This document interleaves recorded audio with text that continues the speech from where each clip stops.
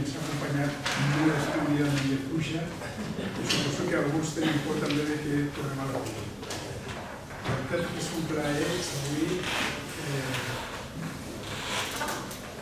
l'acte que fem del cafè filosòfic, perquè el tema mateix se les vincula feminisme a mar, i sembla que és unes dimensions molt importants des del punt de vista cultural i des del punt de vista del que pot dir la normalització del feminisme a la vida de la gent. Per tant, estem molt contents d'aquest cafè filosòfic. Ja dic, sé que a més, però ja ho explicarem més, hi haurà una continuïtat del que avui sentirem, però em sembla magnífic que tinguem una sessió de cafè filosòfic que vinculi el que és el feminisme i, evidentment, no únicament el català, sinó la construcció cultural, artística de la nostra societat. Jaume, us deixo i endavant. Gràcies, Àngel. Gràcies a tots per venir en aquest dia plujós i estrany, que avui algú no sé qui ens ha obsequiat, però la qüestió és que estem tots aquí en família i farem una cosa, un acte que no és habitual perquè és una mica més complex, ara entrarem en detall.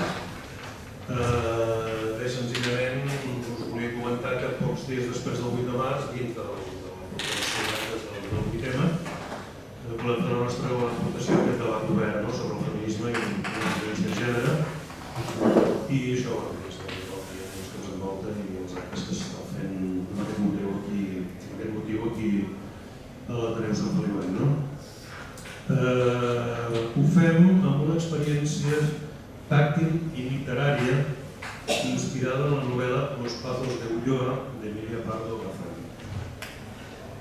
Com diu l'escultora Ana Marín, que tenim aquí al costat, és una trobada que reflexiona sobre l'escriptora Emilia Pardo Bazán i convida a gaudir de la simbiosi entre literatura i escultura de forma accessible i simple. Ara us preguntareu com ve la cosa, com la creació dels conceptes d'aquestes idees, això ho explicarà en Violana, perquè la seva motivació de fer aquesta relació, aquesta il·lusió, ha sigut una inspiració seva, ja ens detallarà, i en fi, en definitiva, com sempre, tornem a obrir el nostre fòrum al coneixement i a l'experiència de l'art, perquè ho direm que el pensament, l'art i la literatura són formes d'expressió del nostre intel·lecte, però també els nostres sentits. I ara mateix volem defugir la revolució i el debat sobre si la sensibilitat es troba enfront o per sota de la raó. No és el moment ara mateix. Sí, dir-vos que la història de la filosofia, com tots sabeu, està plena de mencions de la sensibilitat i també la vulnerabilitat.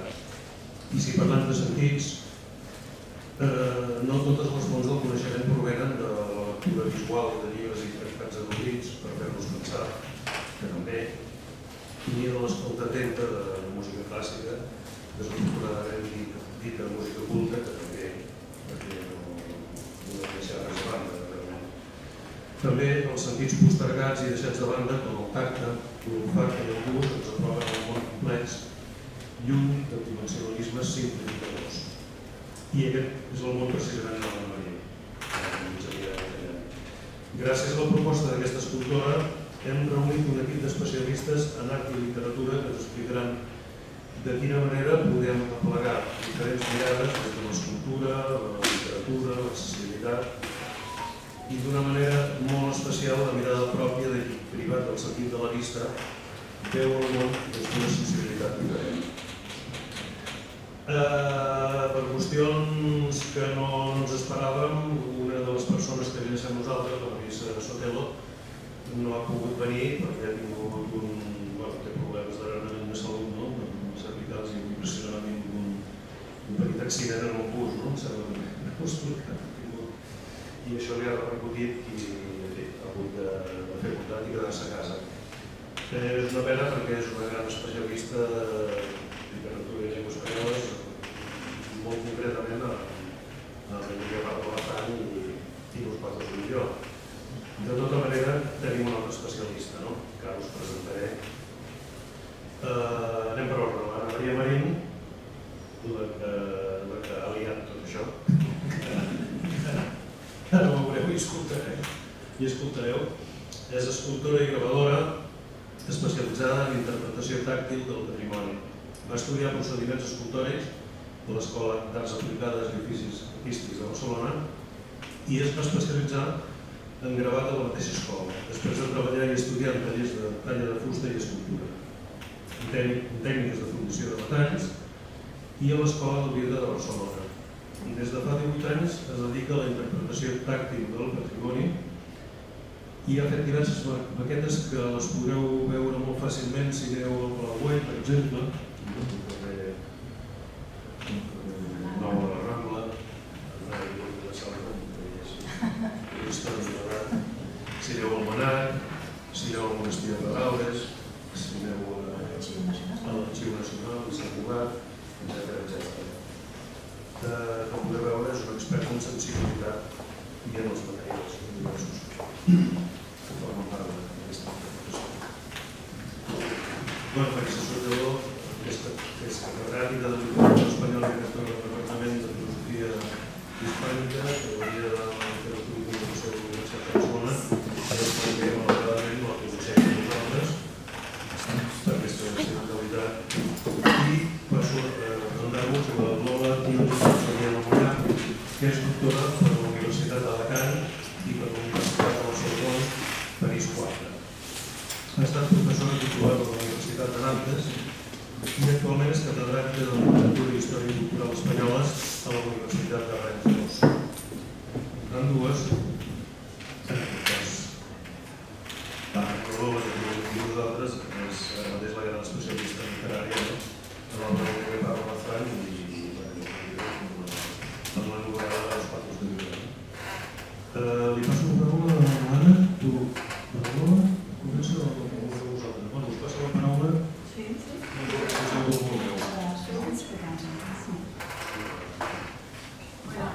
Buenas tardes, yo soy Alicia, la conferencia tenía preparada en castellano, no la tenía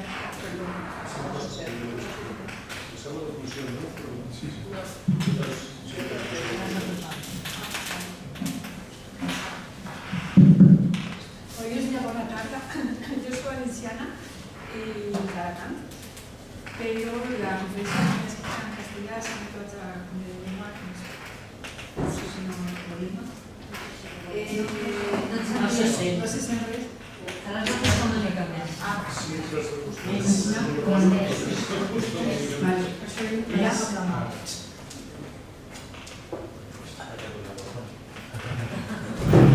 Bueno, quería decirles a mi compañera Marisa Sotelo, de la Universidad de Barcelona. Tenemos aquí a nuestra joven compañera, Blanca Ripoll, que para nosotros es un honor tener la compañía, de la compañía de las dos grandes amigas desde hace muchos años. Y Marisa pues, fue una de las más pioneras porque ahora ya se va a jubilar, pero estuvo trabajando sobre el Pablo Bazán desde su tesis.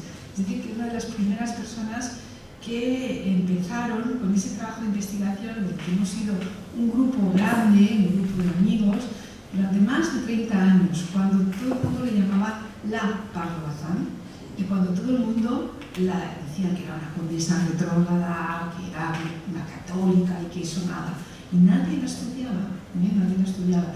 Y hay que esperar a los años 70 y algo, cuando una vez ya se celebra el primer centenario de su muerte, y en la Complutense pues alguien se atrevió a hacer un pequeño homenaje.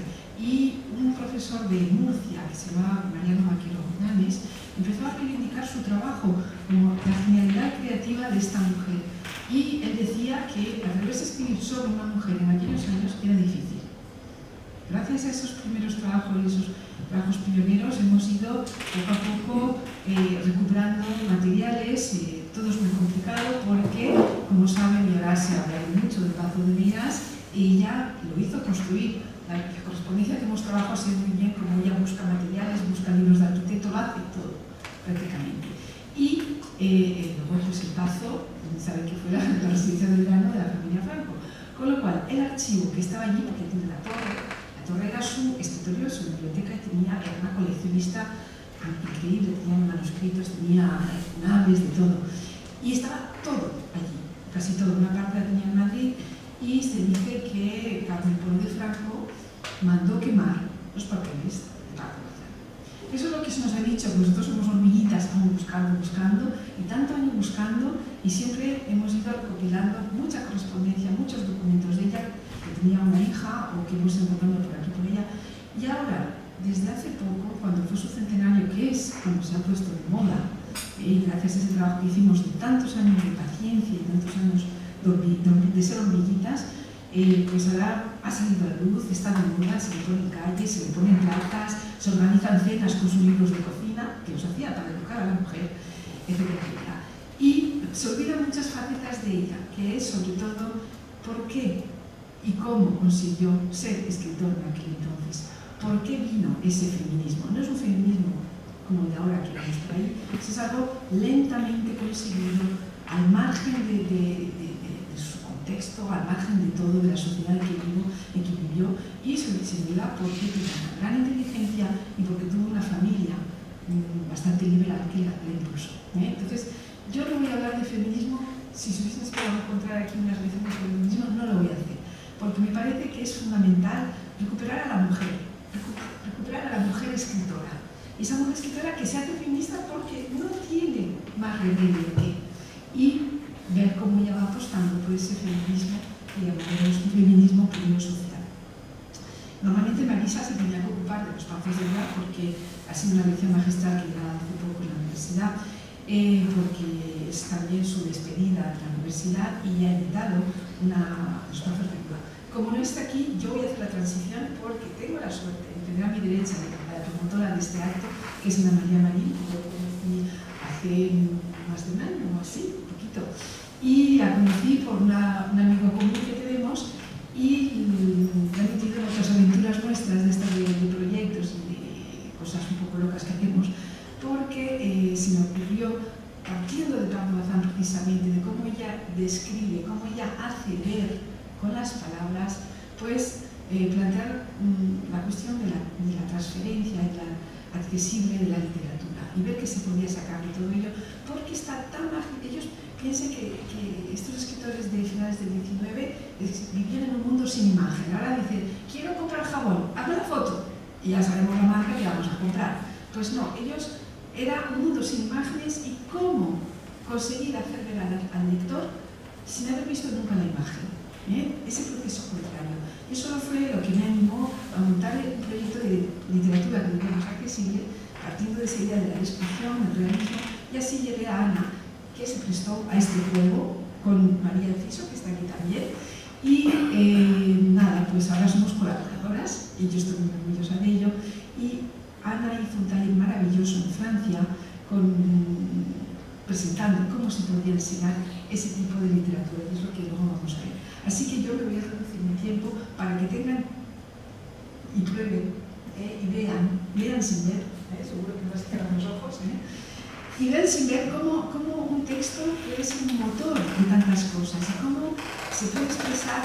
Precisamente hablaremos hoy de los personajes principales de los pazos de yoga de las mujeres y veremos cómo Ana ha leído a esas mujeres y cómo nos las va a transmitir con otros sentidos. Ese será un poco el plan de vida. Bueno, como aquí le he puesto el título de ser mujeres del cenar, porque lo fue realmente. Ella, como saben ustedes, venía Paco Bazán. ¿Por qué no? ¿Hay que hacerlo con un botón?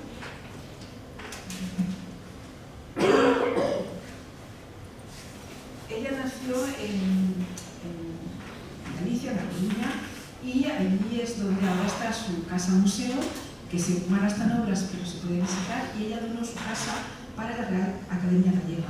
La Real Academia Gallega no la puede ver mucho porque su obra es en castellano. Fue el momento del patriotismo, de hechos florales y esas cosas, y ella pensó que tenía la misma destreza, como muchos escritores, y que si escribían en castellano, pues era un problema sobre todo entonces. El público lector era muy distinto. Ella tenía unas ambiciones mucho más reducidas que al mundo gallego. Entonces, sobre todo, ese autodidactismo que me hizo que no escribiese como ella pensaba ella.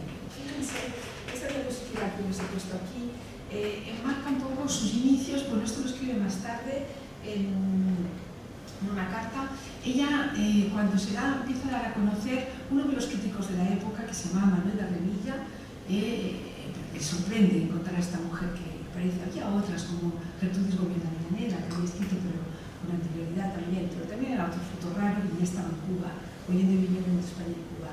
El caso de Pablo Bazán, fíjense cuando Revilla dice que esta mujer era un fruto de una equivocación de la naturaleza. Con eso ya nos dice todo y nos marca esa pauta de lo que tiene que va después toda su trayectoria. Durante toda su trayectoria. Ella dice ahí, la gente se persuadió de ello, de que era un fruto de una equivocación, y a partir de este estereotipo que se va a crear, pues ella siempre habla de eso, de desaforado macho, que debía fumar puros de a cuarta, y por supuesto, iba al puchero, juece a la lumbre con eso. Ella participó en un congreso de pedagogía y todo esto se repetía mucho. Y incluso un señor le gritó cuando estaba ella en una conferencia sobre la necesidad de la educación de la mujer, le dirá, buena tendrá su casa esta señora, y ella le contestó que a él no le importaba cómo ella la tuviese, exactamente. Pero fíjese que eso lo decimos ahora, pero no se podía decir en 1892. Ella entonces nace ahí en la casa de Pablo Bazán, está actualmente igual, en La Coruña, y a esta Coruña le llama Marineda sus obras. Y siempre va dejando resquicios de su trayectoria autobiográfica en sus obras. Esta no es la que tenemos que ver aquí, esta es una que yo aconsejo a los estudiantes porque suele gustar mucho, que se llama Memorias de un solterón. Y el personaje es Feita, de Feita, de Fea, precisamente ella le pone un personaje, y Feita es una aficionada como ella a la lectura. Y ahí se ven muchas pinceladas de su vida y de su formación cultural. Ella dice Feita, y esta Feita no encajaba tampoco en su medio burgués porque era solo, como le he puesto ahí, pensaba en libros, y cuando quería salir a la calle quería salir libre, no quería salir acompañada, y entonces ella cuando salía no necesitaba, como se decía en aquella época, rodrigones, el acompañante masculino, femenino o la dueña. Es un poco de ella, lo vamos a ver después. Ella quería también, otra de las facetas de las mujeres, de la independencia y de la sumisión de la mujer, se conseguía no dejando el dinero. El Código Civil, el Código de Comercio, todos los códigos de la época muestran muy bien esa mujer que no puede tener un comercio. Bueno, todo cambia, Si la mujer es viuda, por eso eran que las obras literarias y sobre todo de teatro, todas son viudas, porque la mujer casada no puede, la mujer soltera no podía tener una cuenta bancaria ni abrir comercio, un poco lo que ocurrió durante el franquismo, donde vamos a recuperar aquel Código Civil anterior. O la moral sexual es imposible, haber una doble moral para el hombre y la mujer. Pues eso, ella intentaba ganarse espero con su trabajo desde la Feita, y no le molestaba, decía ella, no le probaba hablar a solas un hombre. Ahí tienen el retrato Robert de Emilia Pardo Bazán en su propio personaje. Esta es su madre, entonces ella nace en el seno de una familia burguesa, una familia de la alta burguesía, no que fueron aristócratas porque su padre era un título, y es una familia de pensamiento avanzado, de pensamiento liberal, y enseguida ella la metió en un colegio de monjas inglesas que había en Madrid, y Emilia Pardo pidió que la sacase de allí porque solo le enseñaban piano, a guisar y a bordar. Y entonces así lo hicieron. Y desde muy temprano ella recordaba esa formación que fue cogiendo poco a poco. Su padre le decía así, mira, hija mía, los hombres somos muy egoístas y si te dicen alguna vez que hay cosas que pueden hacer los hombres y las mujeres no, di que es mentira, porque no puede haber dos morales para los dos sexos. Cuando se tiene un padre así, evidentemente, pues ya el terreno está muy allanado.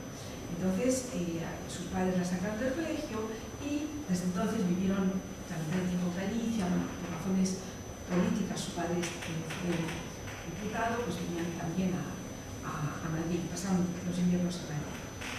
Entonces, a partir de aquí, ella ya va reivindicando un trabajo inicial con profesores y sobre todo el goce de lo que ella decía como el fruto de Adán, la biblioteca. Unas bibliotecas donde ella y sus tíos tenían, y fue leyendo al destajo, dice que había libros que se los ponían arriba porque estaban prohibidos, pero a solas, cuando estaba escondidas, los cogía para ir leyendo. Y ahí tiene pues todo lo que pudo leer, desde los clásicos griegos, la filosofía griega, Heródoto como historiador, los clásicos castellanos, etcétera, etcétera. Es decir, que poco a poco fue adquiriendo una gran cultura, siempre como autodidacta, y con otros compañeros, digamos así ya después, gallegos, tenían un preceptor y aprendió pues, matemáticas, aprendió química, aprendió filosofía, aprendió biología, historia y todas las disciplinas que eran propias de los chicos y no de las chicas en aquel entonces. A partir de entonces, ella ya, como decía a su personaje Feita, tenía esa mala afición a leer toda clase de libros, a aprender cosas que se consideraban raras, a estudiar a trucha y mochi, convirtiéndose en una marisaliguilla, lo más odioso y antipático del mundo. Feita, que es ella misma, que si fuese hija o hermana mía, que pronto la convierto y la cure de esa chifladura inverosímil, decía el personaje, retratándola en el puesto que la naturaleza señaló a la más bella mitad del género humano, es decir, al puesto de la mujer. Así ella va aprendiendo idiomas, aprende inglés, alemán, italiano, ya sabía francés y va poco a poco a ir leyendo otras literaturas. En 1868, fíjese el año, no sé si se acordarán de la Revolución de la Gloriosa, la septembrina que llamamos, esa primera gran revolución republicana. Para ella fue, decía, un año fatídico. Me vestí de largo, tenía 16 años, me vestí de largo, me casé y estalló la Revolución de septiembre.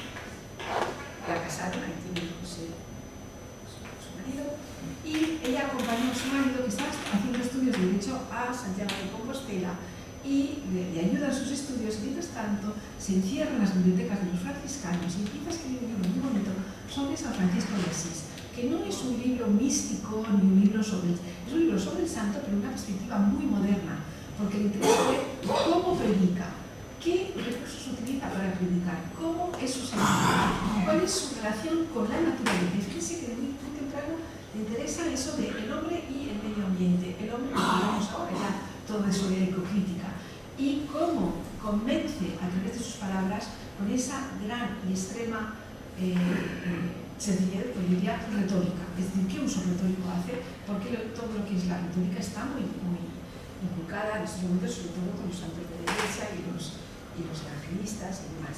Bien, a raíz de esta inestabilidad política, su padre es, mientras era diputado, vive en Madrid, pero se va a recuperar pronto, en el año siguiente, en el 71, tras la regencia de la María de Saboya, y la familia se va de viaje durante 2 años.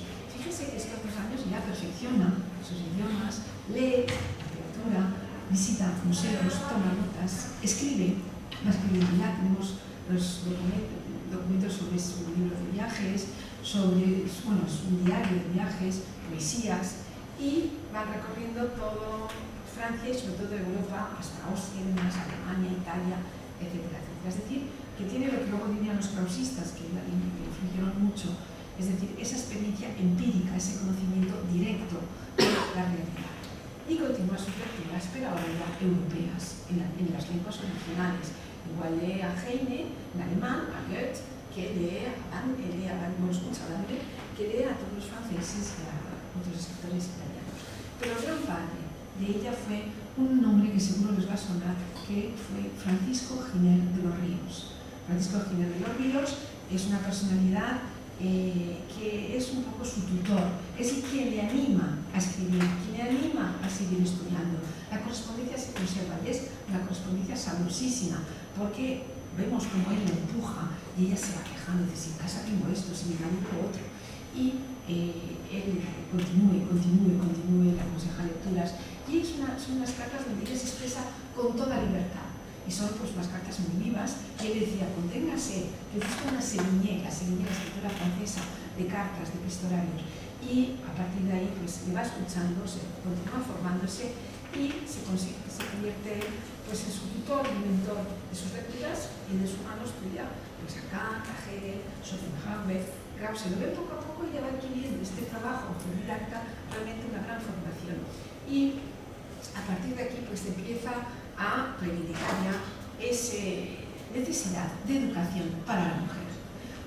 Piensen en aquellos momentos las escuelas estaban organizadas y todo el sistema educativo estaba preparado para los chicos, institutos había muy pocos. Pues evidentemente ella dice, este sistema educativo donde predominan las medias tintas y se evita como un sacrilegio el ahondar y consolidar, da resultado inevitable de imitar a la mujer la estrecha y reduce, haciéndola más pequeña aún que el tamaño natural y mantendrá en perpetua infancia. Es eso, lo que decía ya Kant, cuando decía que uno tenía que saber de la minoría de edad, y eso lo dijo en el siglo XVIII, se aplica todavía en el siglo XIX. La mujer que sigue reducida a esa ignorancia, porque ser ignorante es la mejor manera de controlar. Por eso yo creo que si hoy despertase otra vez Barbara Bazán, volvería a reivindicar la calidad de la educación y la calidad del sistema educativo. Ella lo dice, a las mujeres se da una educación externa, educación de cascarilla, y si se puede infundir pretensiones y conatos de conocimientos, no alcanza a estimular debidamente la actividad cerebral. Es decir, que sin estímulo, evidentemente, ella va a ser el punto neurálgico de todas sus comunicaciones. Piensen que en el analfabetismo femenino en España, en el siglo XIX, a finales del XIX, era un 70%. Cuando el analfabetismo era no saber, era el iletrismo total, ni saber ni leer ni escribir. Y ella consigue en este camino empezar a reivindicar la educación para la mujer por múltiples vías. Si leen sus cuentos, que yo os aconsejo, son muy cortitos, son extraordinarios, verán que hay muchísimos personajes que se incita a formarse, se incita a leer, se incita a esa mujer a tomar la independencia, pero también la educación. Y por eso ella va a reivindicar durante toda su trayectoria, en primer lugar y hasta prácticamente el año 15, esa educación para la mujer. Lo hace, por ejemplo, a través de los domingos, de las conferencias dominicales que organizaba la Ilustración y la Enseñanza, precisamente el domingo, el día que podía ir la mujer a escuchar alguna conferencia.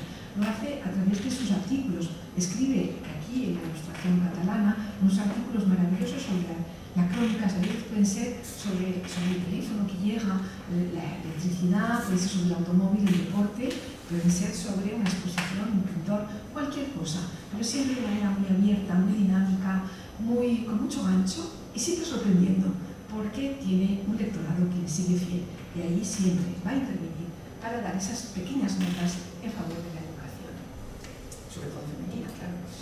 Entonces, ya ven, tiene una formación en ciencias, en botánica y química, que le incita muy pronto a escribir.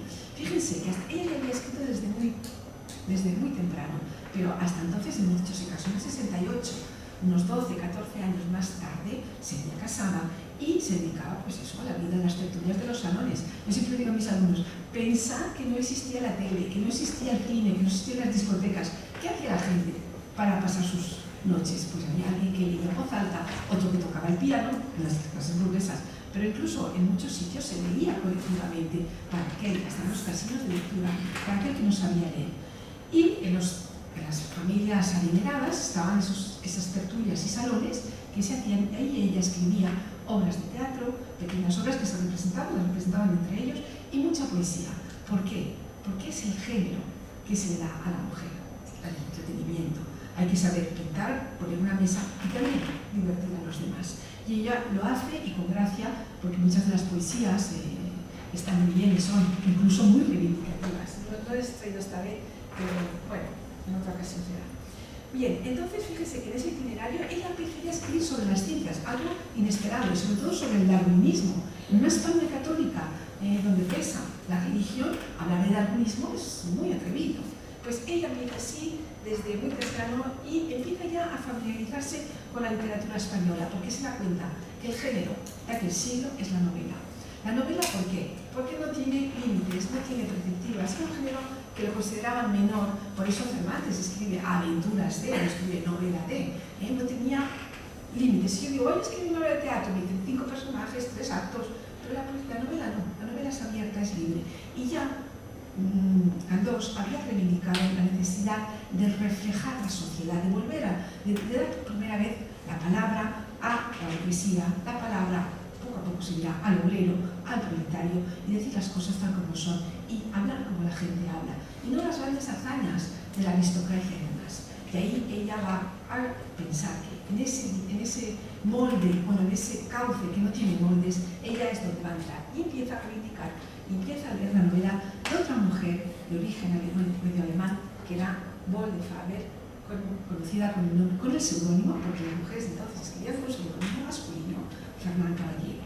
Y estas novelas son novelas muy morales, muy edulcoradas, que a ella evidentemente no le gusta.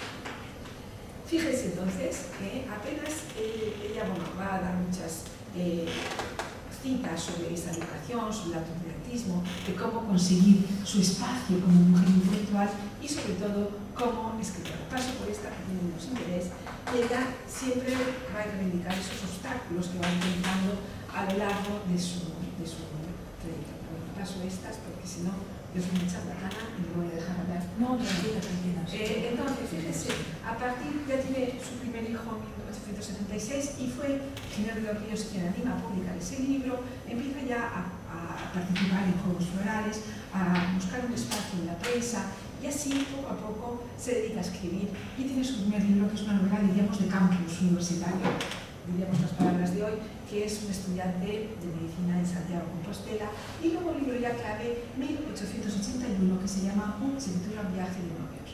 Y ahí dice ella ya, la novela ha dejado de ser un mero entretenimiento, un modo de engañar unas cuantas horas, ascendiendo a, y ahí ya tenemos a partir de ahora cuál es su línea, estudio social, psicológico, histórico, pero al cabo, fíjense la palabra, estudio. Es lo que decía Galdós también, con la necesidad de reflejar la sociedad. Dedúcese de aquí una consecuencia que a muchos sorprenderá, a saber que no son menos necesarias a un novelista que las galas de la fantasía, dos aspectos muy importantes, la observación y el análisis, observar y estudiar. Y eso es lo que va a reivindicar al escritor que estudia, al escritor que observa, toma sus notas, por ejemplo, para escribir la novela La Tribuna, que es la novela sobre las primeras mujeres obreras, las cigarreras. Ella se fue a la tabacalera y estuvo allí 2 meses encerrada, observando, antes de luego llevarlo a convertirlo en una ficción. Bien, pues parte entonces de ese viaje francés, de los salones de pintura, y observa lo que se está pintando y las reivindicaciones que en Francia se hacen también sobre el realismo. Uno de los pintores más importantes fue Courbet, que desde 1856 ya quiso ese acercamiento a la sociedad. Y fue, no sé, seguro que van a conocer, por ejemplo, el Ángelus de Millet, pues es lo mismo, fue el antecesor, el que empezó a pintar todos estos aspectos reales y sobre todo el mundo de los agricultores y demás. Pero ella, poco más tarde, ella tiene siempre aficiones hepáticas y demás, viaja a Vichy y va a ver a Victor Hugo. Y de ahí nace otro libro, este libro que llamamos, esta novela, del viaje de novios.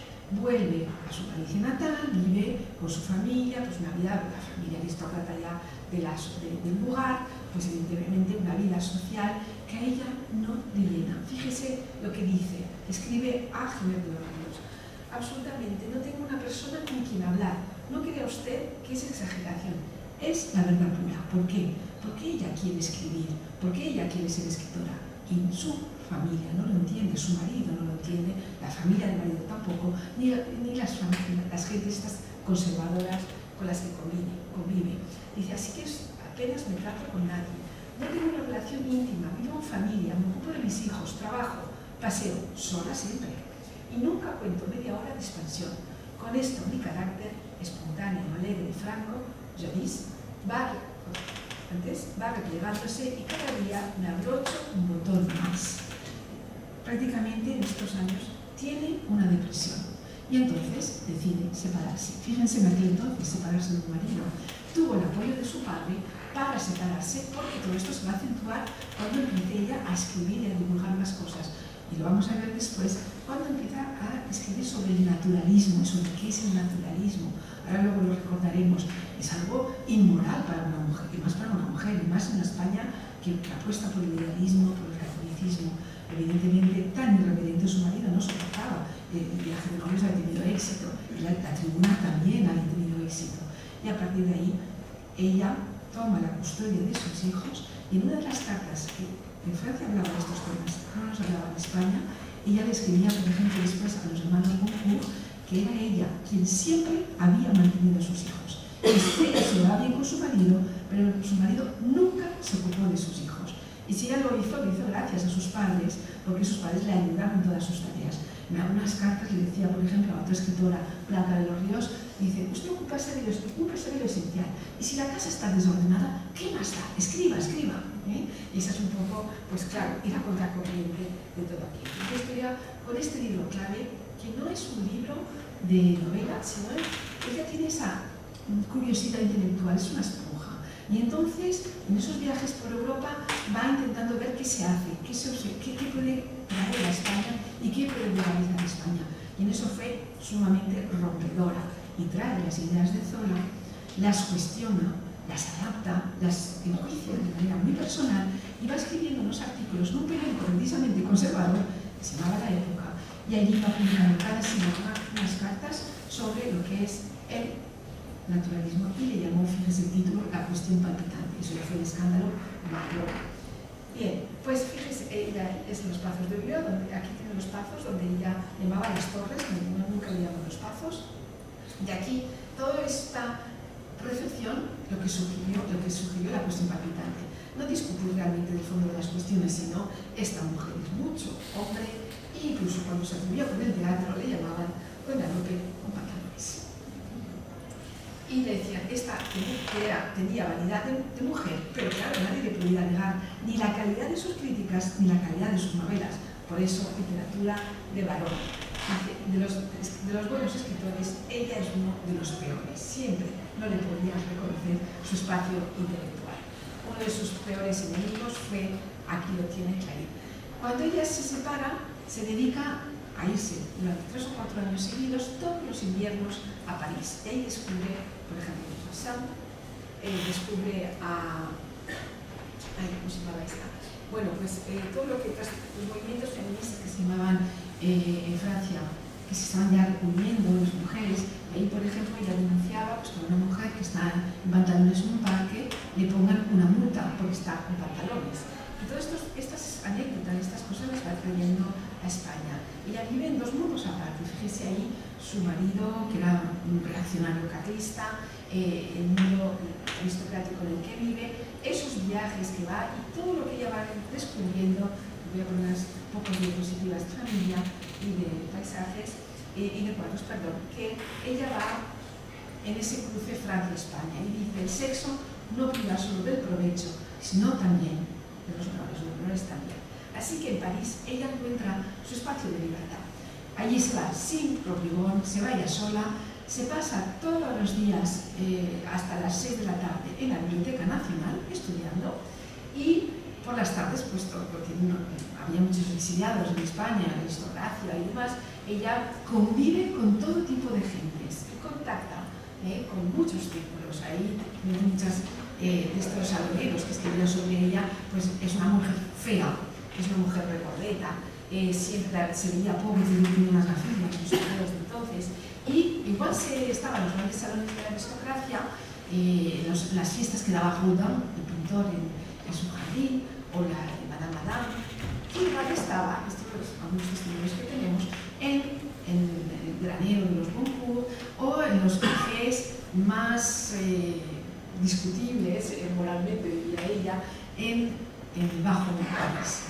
Allí contacta ella con todo ese inframundo, contacta con los escritores rusos y porque ya apenas está escribiendo en el naturalismo, ve sus límites para buscar otra cosa. Y ese fue siempre su camino, ir buscando qué hay más allá. Y allí entonces ella pues, lleva esa vida, fíjense aquí, un salón, pues el salón de la aristocracia y esos 2 mundos donde escribe. Esto es una carta que yo os he puesto muy graciosa porque fue un día que cogió una borrachera con vodka con los amigos rusos y entonces allí ella se recibe a Joseph Pichard y a Narcís Huguet y hace un poco de embajadora de ellos en París, y es un poco las anécdotas que contaban, donde firmaban todos, y aquí tienen unas cuantas metaforas que se habían traído los catalanes. Se lo he puesto como meta. Bien, ¿lo veis? Entonces ella vaya trabando un círculo de relaciones muy importantes y poco a poco se va a ocupar de otras cosas, porque ella ve que comunicar hay que hacerlo por la prensa. Ya es el medio de comunicación de masas importante, y ya les he dicho que escribía para la Ilustración catalana desde mucho tiempo, la Ilustración artística, pero también va a ser la primera mujer cronista y viaja a París en varias ocasiones, en este caso, por ejemplo, cubre la Exposición Universal de París. ¿No ven? Está desempeñando unos papeles que hasta entonces solo lo habían tenido los hombres. Por ejemplo, la correspondencia con el director del periódico se queja de que si es ella la que manda el artículo, se lo deja para la semana siguiente, si le pagan menos que al hombre, si le dan tantas líneas. Es decir, que era una luchadora innata y era siempre estar pendiente de todo. Entonces eso muchas veces le valió no solo el de ser Marisa Emilia, sino también ser a veces pues peleona, desagradable, que no sé, claro, tenía que buscar ese espacio con gran dificultad. Lo encontró y llegó tarde. Pero fíjese, de todo esto, ¿qué podemos sacar? Pues esa gran curiosidad, esa gran capacidad, esa intuición, ese aperturismo y sobre todo el eclecticismo. Ella siempre decía que era ecléctica. Pero con lo que hemos visto es que no se podía ser de otra manera. Entre Madrid y Galicia, el mundo conservador y el mundo liberal, entre España y Europa, entre todas esas tendencias que llegaban llegando. Y luego esa creatividad que tiene ella y sobre todo la ironía y el humor con el que escribe. Porque mucha gente no la había leído así, la consideraban católica, pero ¿cómo se puede creer la gente que lo está diciendo en primer grado? Cuando se ve muy bien que está jugando con las palabras, cómo pinta con el color. Y poco a poco, con estos viajes, ella lo dice así: yo agradezco a Dios que se me haya dado gusto comprensivo, es decir, de entender las cosas contrarias incluso, sensibilidad dispuesta para asimilarme todas, o por lo menos muchas y muy variadas manifestaciones de la belleza artística. Por eso ella va a ir desde este Courbet que tienen aquí, el cuadro del desnudo, el campesino, hasta poco a poco al simbolismo, bueno, al realismo, y ahora después iría hacia el simbolismo, donde acabaría su trayectoria con un puro modernismo ya, donde el pincel es la frase, y esa frase es corta, como el cuadro impresionista de cualquier pintor. Porque ella sabe evolucionar precisamente así. Pero volvamos atrás para ir diciendo ya rápidamente los espacios de vida. Fíjense, esa idea de la novela como estudio, la novela de reflejar la realidad, de cómo las gentes hablan, implica un concepto, lo digo para los que tengan recuerdos de un poco de literatura, de la verosimilitud, es decir, hacer que parezca de verdad. Y para eso hay que copiar como hace el pintor. Entonces, ¿qué hay que hacer? Representar observación minuciosa y cada vez, por la influencia de la ciencia que se desarrolla en estos años, la sociología, la psicología, la medicina, pues todas estas ciencias influyen mucho en literatura. Entonces, poco a poco se piensa que el escritor tiene que ser como un científico, que tiene que ir descubriendo la realidad de manera imparcial, y es lo que va a hacer ella. Entonces, influye muchísimo Emilio Zola, que ella lleva a España con la cuestión palpitante, y también, aquí hay una época, primera, la 1882-83, donde ella recibe ese naturalismo, lo discute. Hay dos principios básicos, que os digo muy brevemente, es el determinismo, es decir, la influencia del medio ambiente, la influencia de la herencia de sangre. Si tu padre es alcohólico, pues probablemente tengas una posibilidad de serlo tú también, o si tenemos los ojos azules, porque nuestro abuelo lo tuvo, etc. Ese era un principio fundamental en aquel momento, cuando se está hablando de evolucionismo y de Darwin, y también la influencia del medio ambiente. La influencia del medio ambiente, ella se jactaba años después y decía a Zorin: si algo hemos dejado nosotros es el determinismo, es decir, cómo a mí me influye el medio en el que yo nací. Esto es algo que ya tenemos ahora asimilado, porque en aquellos entonces ellos lo van a reivindicar. Y luego todo esto lo lleva a la parte creativa, que es con los Pazos de Olivia fundamentalmente, y un segundo libro que sigue es como el binomio de los Pazos de Olivia, que se llama La Madre Naturaleza. Bien, pues fíjense, no insisto más, pero si alguien lo quiere les puedo pasar el PowerPoint porque está todo ahí resumido. ¿Cómo escribir un escritor naturalista? Pues aplicando la ciencia. Y entonces tiene que desaparecer, tiene que demostrar todos esos conceptos que se manejan en aquel entonces. El de raza no es todavía el de raza nazi, va a ser antes, pero es todavía esa clasificación de las especies y cómo somos.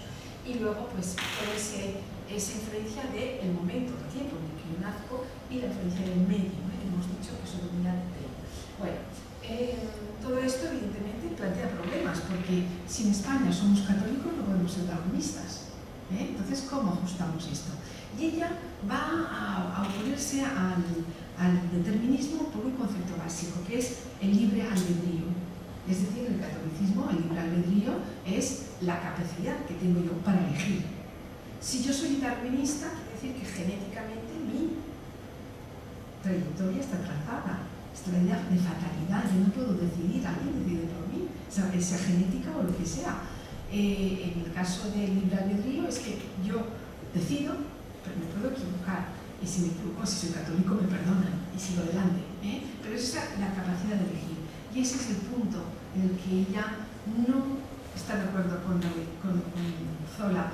Ella piensa que Zola lo pinta todo demasiado feo. Y decía, los obreros eran muy tristes más al norte de los Pirineos, pero de los Pirineos para aquí, los obreros también se ríen, también beben, también danzan, también se divierten, también cuentan chistes, chácharas y bromas. Es decir, que hay una alegría también que va más allá. Claro, el compromiso político de uno y el otro no era el mismo.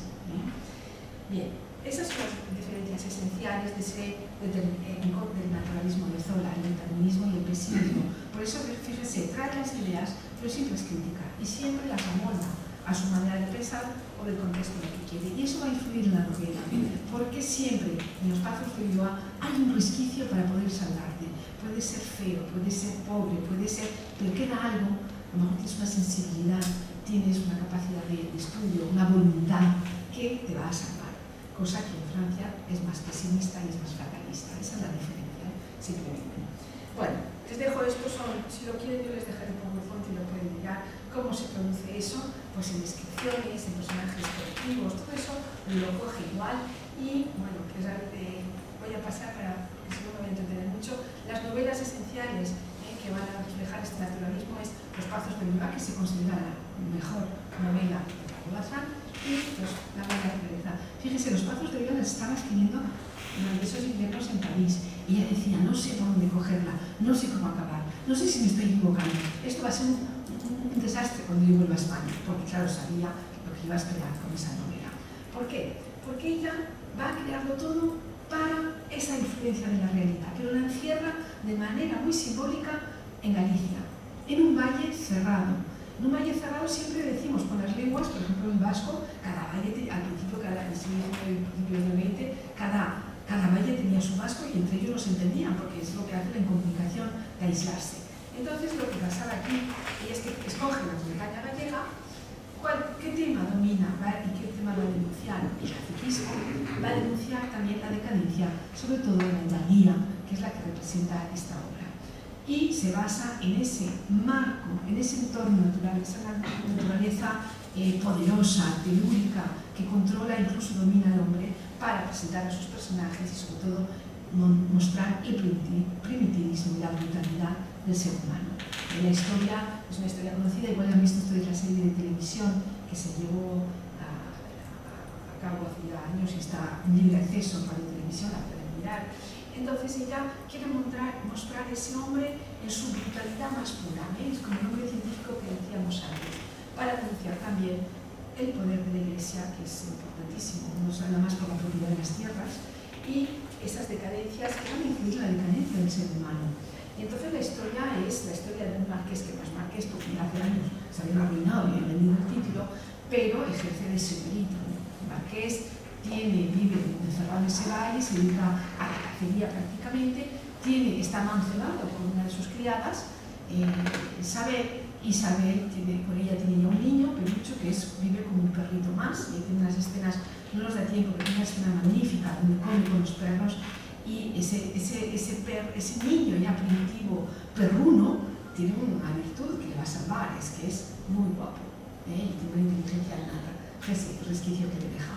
Pero entonces allí tiene que clasificar el archivo de la familia de los Moscoso, llaman a un cura y el cura ve aquel desastre, no le gusta nada, le aconseja al marqués que se case, y ahí llega nuestro personaje, que es Sabel. Sabel, una chica dedicada a la educación en aquel mundo primitivo al que nunca se adaptará. Y ese encerramiento de la mujer, ese mundo en el que ella va a tener que dar un hijo y no nace niño, por desgracia, pues otros problemas, y va a construir ese mundo cerrado que va a hacer que ella al final muera, en grandes líneas. Eso es lo que vamos a ver, ese proceso que vive Sabel. Bien, pues con esto yo quería ir acabando. ¿Qué produce esta novela? Pues es una madre y esposa nuestra que escriba, que sea naturalista, todas las críticas que le valen estas palabras. Ella sigue siempre su camino, ella nunca se arredra, es el carácter mejor, nunca se acobarda, hay que seguir. Y entonces escribe otras obras, les critican muchísimo, bueno, no pasa nada, continúa, y aquí les quiero mostrar cómo ella se va a diversificar tanto con el naturismo de Zócalo, creo que le interesa. De los Goncourt le interesa el color, porque ella estaba muy influenciada por el paisaje gallego. De los personajes, el estudio de la subjetividad, de cómo es el personaje por dentro, cómo expresa su dolor, sus frustraciones, sus miedos, cómo pasó. Y luego ese alma del individuo a través de lo que se llama el espiritualismo, que no es el catolicismo, sino solo estudio del alma humana, que es muy difícil de captar en literatura. Bien. Con todo esto, ahí tienen todo su trabajo que hizo, un paralelo con ensayos y conferencias, pues con el tema del feminismo, acabemos con ello, sobre la mujer española, muy fino, un trabajo que publicó en Inglaterra, de la mujer según las clases sociales, no es lo mismo, la obrera que la aristócrata, eran mundos ajenos, la necesidad de la educación del hombre y la mujer, y sus ideas sobre concepción arenal. Fíjense, bueno, ella consiguió en el espacio público, la historia de cómo entró la tenía muy graciosa, cómo reivindicó, perdió las elecciones y le decía a su compañera en estas batallas en la Plaza de los Reyes, dice, usted nos arregle, que si hemos perdido este año es para ganar mejor el año que viene, y vamos a prepararlo mejor, y poco a poco tenemos más adeptos, y dejemos que ese se queme porque vamos a llegar nosotras.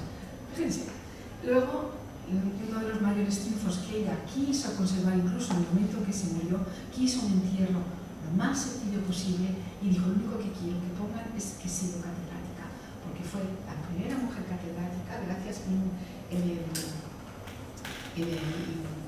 el mandato, era de Sagasta, en aquel entonces, liberal, fue la primera mujer catedrática de las lenguas neolatinas en la universidad, en 1916, le dejaron dar clase un año, y la pobre le boicotearon una clase, no iba casi nadie, iban 2 o 3 personas, y de unas clases magníficas sobre la literatura francesa que están publicadas, y realmente es un pozo de saber al que yo vuelvo constantemente.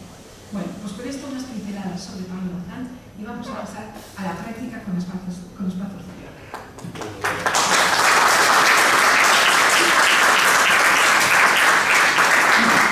Bueno, moltes gràcies per aquesta brillant exposició. No es poden dir més coses en poc temps, però bueno, està ja sabem, reconeixem i no coneixem de promover quién iría Pablo Bazán, de Pablo Bazán i de que va los patos de Dios, que és un llibre que us teniu a la vostra exposició, que us ha portat com sempre del llibre que us sou, doncs no té darrere i si no el podeu comprar.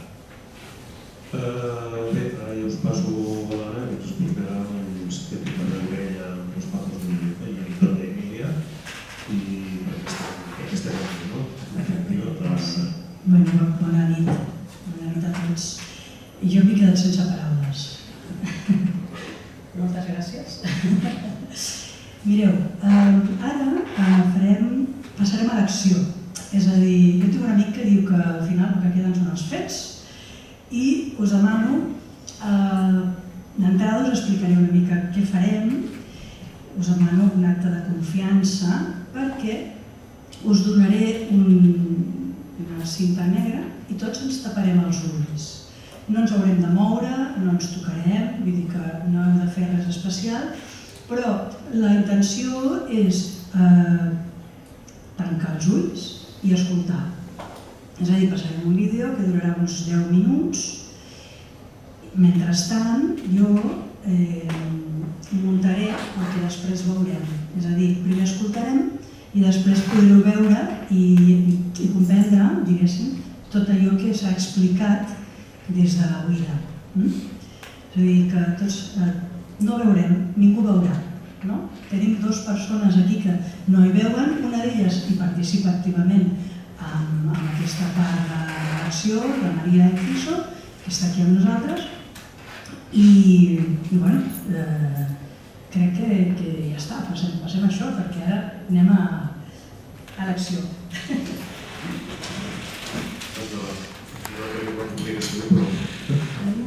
És la millor manera de participar en aquesta segona part de l'acte, no? De que us arribi un missatge que us vol transmetre l'Anna sobre el valor dels papes de Llió i de la seva particularíssima interpretació escultòrica que veurem després.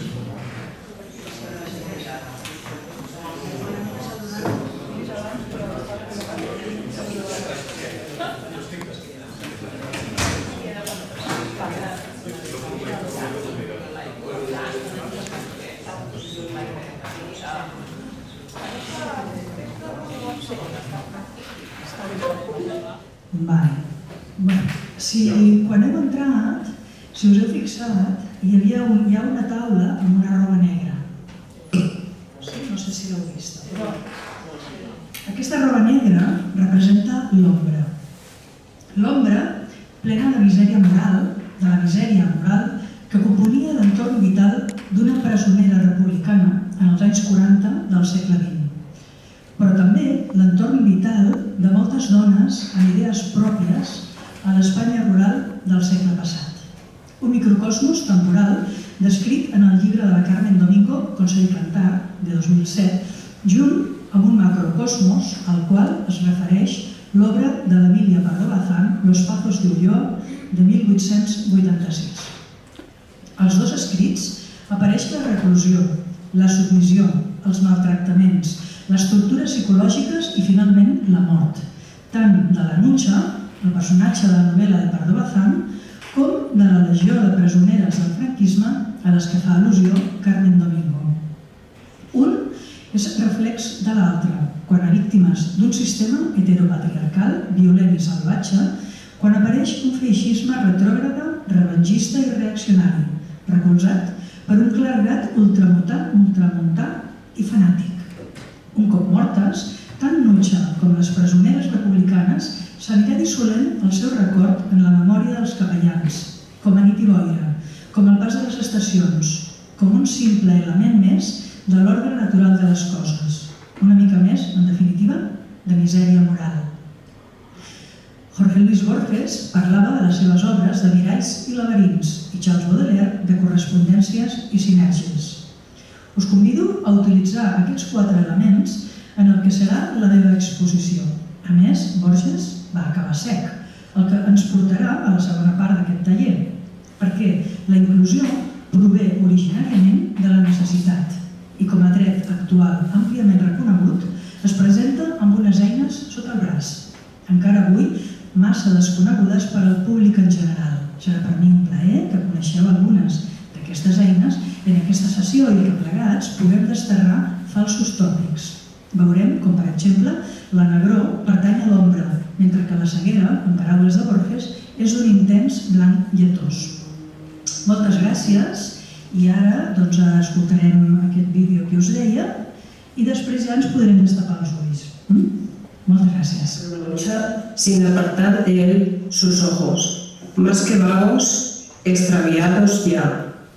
Que me ayude usted a salir de aquí, de esta casa, a salir, tartamudeó Julián aturdido.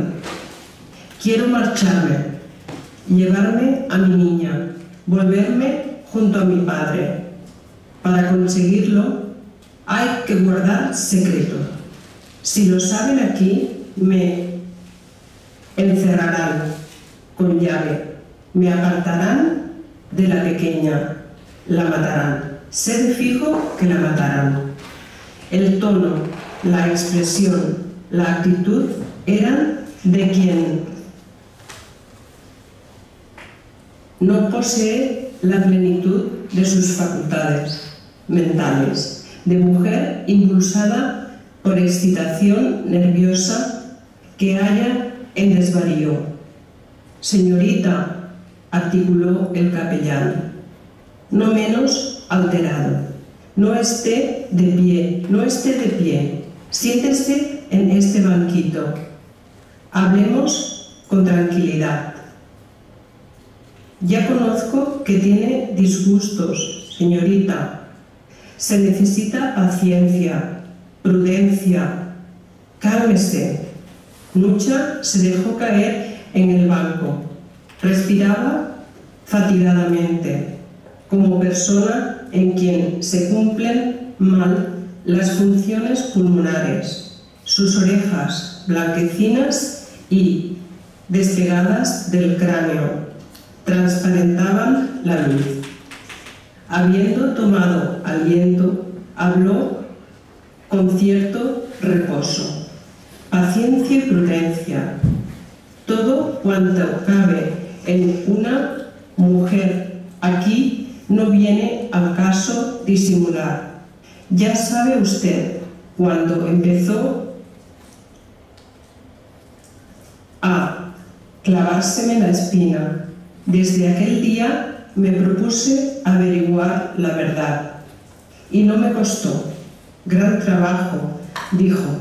Sí, me costó un combate. En fin, eso es lo que menos importa. Por mí, no pensaría en irme, pues no estoy buena y se me figura que duraré poco. Pero, ¿y la niña? Editorial Cátedra, edición de María de Los Ángeles Ayala, 24, edición 2012, página 371 y 72.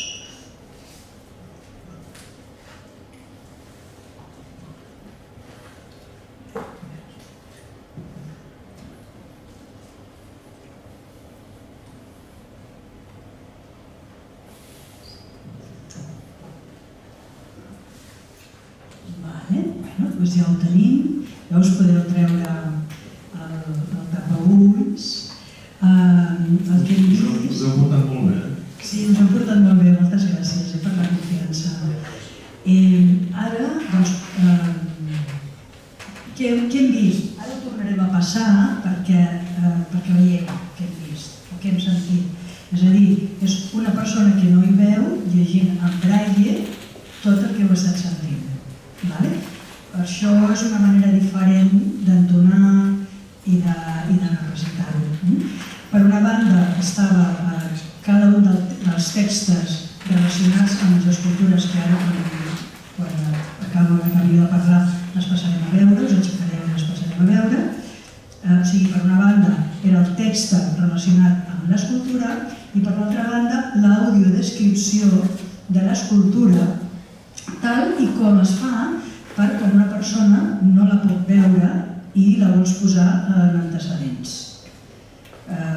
Per sort l'escultura es pot tocar, però tampoc es pot tocar sempre ni a tot arreu, oi?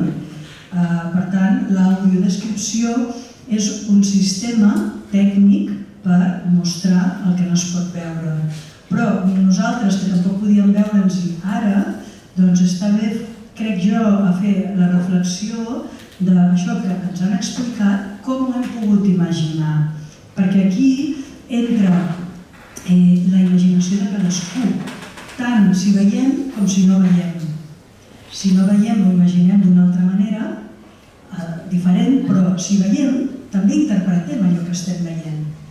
Per tant, jo ara us convido a aixecar-vos i a veure aquí en aquesta taula de darrere les tres peces de les quals hem estat parlant i tot un seguit de detalls, d'objectes petits que ens fan una descripció, que ens ajuden a entendre-ho amb macrocaràcters, que es diu lletra gran, perquè no cal que siguem cecs, sinó que podem veure'ns-hi molt malament.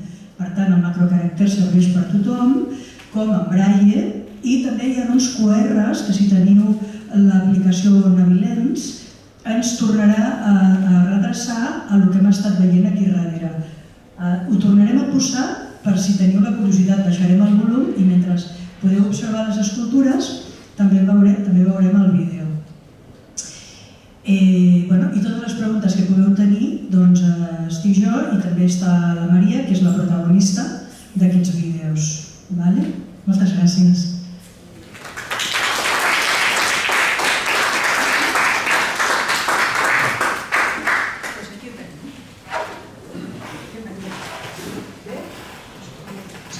Mentrestant, tenim alguna pregunta, mentre esteu fent el torn, abans o després, doncs podeu... Señora prisionera Dolores, es preciso, declaró Lucha, sin apartar de él sus ojos, más que vagos, extraviados ya, que me ayude usted a salir de aquí, de esta casa, a salir, tartamudeó Julián aturdido.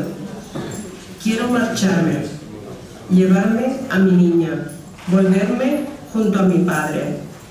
Para conseguirlo hay que guardar secreto. Si lo saben aquí, me encerrarán con llave, me apartarán de la pequeña, la matarán. Sé de fijo que la matarán. El tono, la expresión, la actitud eran de quien no posee la plenitud de sus mentales, de mujer impulsada por excitación nerviosa que haya en desvarío. Señorita, articuló el capellán, no menos alterado. No esté de pie, no esté de pie. Siéntese en este banquito. Hablemos con tranquilidad.